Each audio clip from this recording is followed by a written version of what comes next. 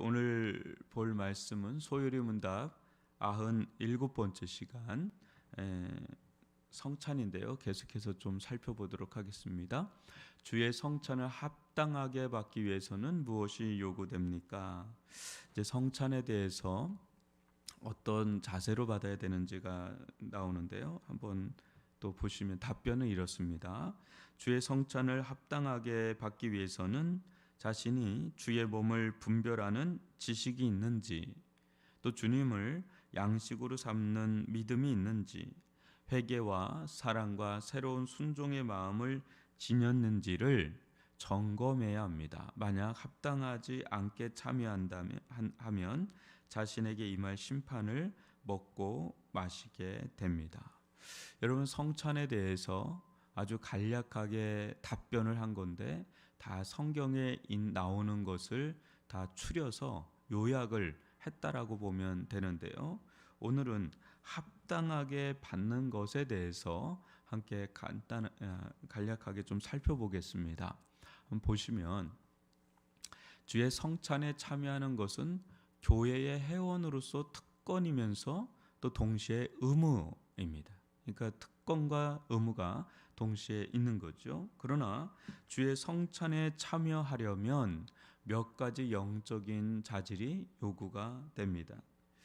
특별히 주의 성찬을 취하는 자들은 회심한 자여야 합니다. 한번 저를 봐주시면, 여러분 이제 성찬이라고 성만찬이라고 한다 그럴 때 세례와 성찬이 성례죠.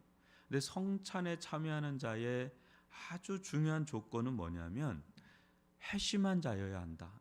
즉 성령 세례를 받고 교회에서 그것이 인정되어서 물 세례를 받은 자들, 이 자들이 성찬에 참여하는 자들이다라는 것입니다. 그래서 우리는 이 성찬을 참여하는 데 있어서 내가 구원받은 회심한, 회개하고 예수 그리스도를 영접한 그런 자인지를 먼저 자신을 들여다보고 그거에 대한 믿음을 가지고 성찬에 참여해야 한다라는 것을 여러분 매우 중요하게 여기셔야 되고요. 그 다음 보시면 이제 그들의 신앙 고백이 또 삶과 일치되어야 한다. 그러니까 말은 이렇게 하고 삶은 또 따로 이렇게 되면 안 되고 그의 신앙 고백이 이제 삶에서 나타나야 된다는 거죠. 예수의 주되심을 우리는 고백하잖아요. 그죠? 예수가 우리의 구원해주고 우리의 인생해주고 우리의 주되심을 고백할 때 우리의 전 삶에서 예수님의 주되심을 고백하는 삶과 고백이 일치가 돼야 된다는 거죠.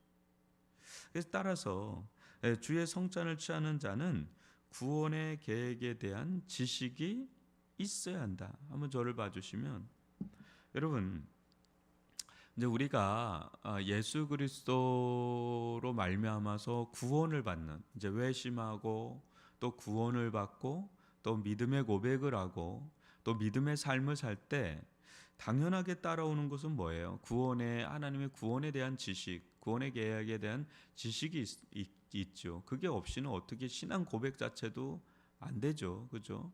여러분, 우리가 믿음이라고 한다 그럴 때는 믿음에는 세 가지가 있는 거죠. 지식과 동의와 신뢰.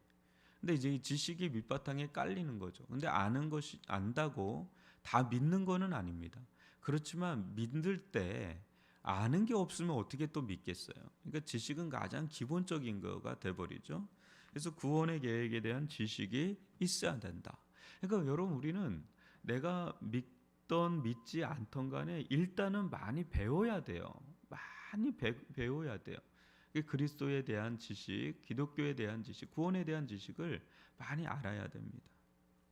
또 자신의 형편없는 죄인인 것과 또 구속자가 보여주세요.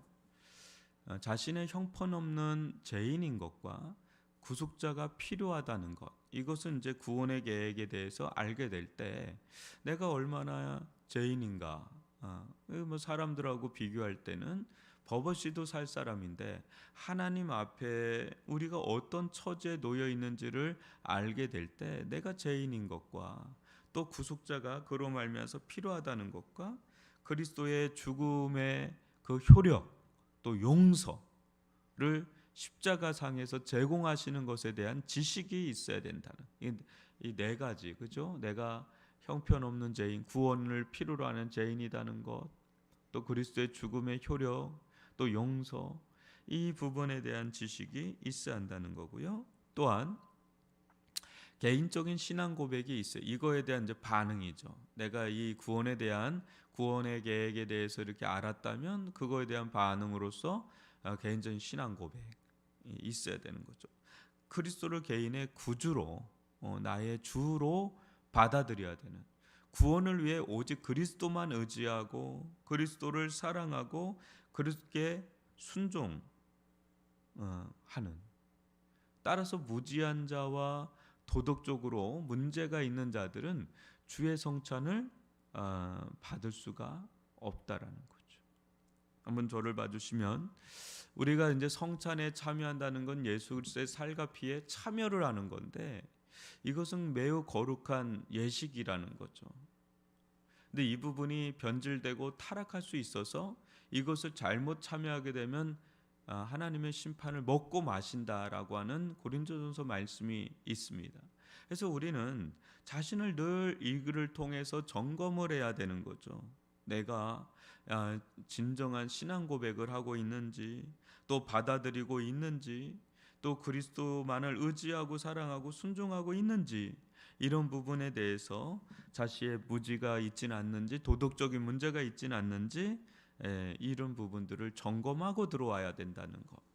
근데 오늘날 이 성경에 나타나 있는 이 부분을 그렇게 유심하게 들여다보고 하는 분들이 많이 없을 수 있습니다. 이 부분이 굉장히 깨어 있어야 된다는 거죠. 그 다음 한번 보시면 세례를 받았다 하더라도 신앙 고백에 따라 살지 않는 자들은 회개의 증거가 있기까지 성찬을 받는 것을 유보해야 한다는 거죠. 내가 세례를 받았어요.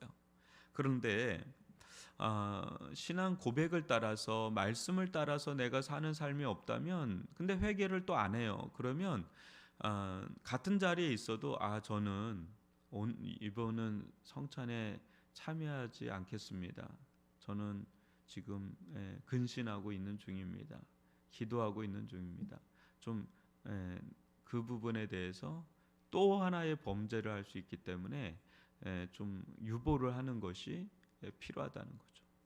그래서 여러분 한번 고린도전서 11장 27절로 29절을 보시면, 그러므로 누구든지 주의 떡이나 잔을 합당하지 않게 먹고 마시는 자는 주의 몸과 피에 대하여 죄를 짓는 것이니라.